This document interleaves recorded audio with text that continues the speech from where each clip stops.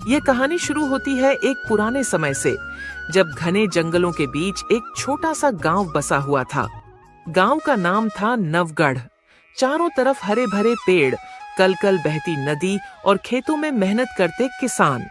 देखने में गांव बेहद शांत और सुखी लगता था, मगर उसके ऊपर एक खौफनाक साया मंडराता रहता था, जंगल का शेर।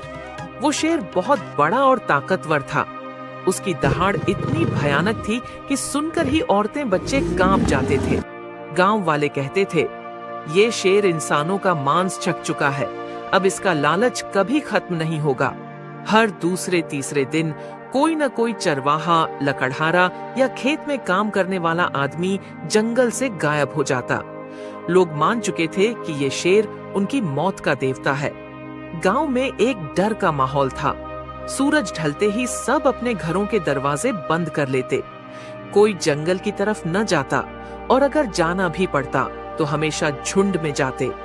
उसी गांव में एक लकड़हारा आदर्श रहता था।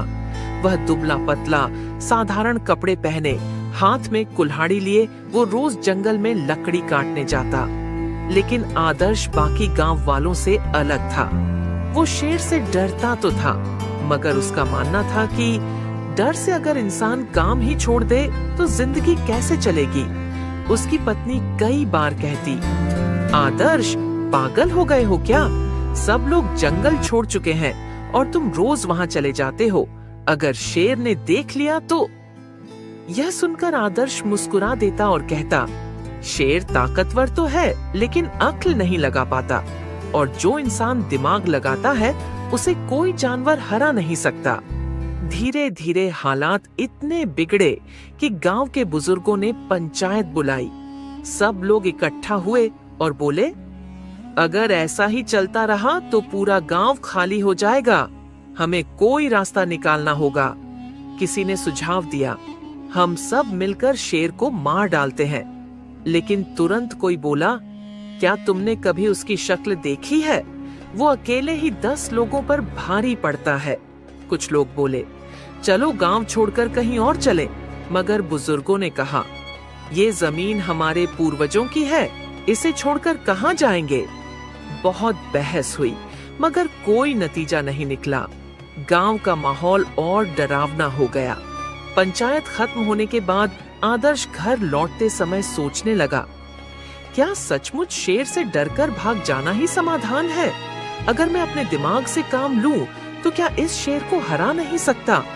वो रात भर जागता रहा और एक योजना बनाने लगा।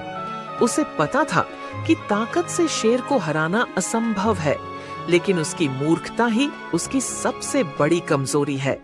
अगले दिन आदर्श हमेशा की तरह कुल्हाड़ी लेकर जंगल में गया।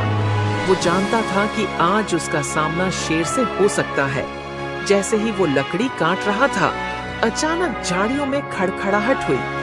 पत्तों के बीच से सुनहरी आंखें चमकी और फिर गड़गड़ाती आवाज के साथ शेर निकला। शेर दहाड़ा और बोला, ओ लकड़हारे, ये जंगल मेरा है। यहाँ की लकड़ी, यहाँ का शिकार सब मेरा है। तूने हिम्मत कैसे की मेरे इलाके में कदम रखने की? आदर्श का दिल जोर जोर से धड़क रहा था, मगर उसके चेहरे पर डर नहीं था।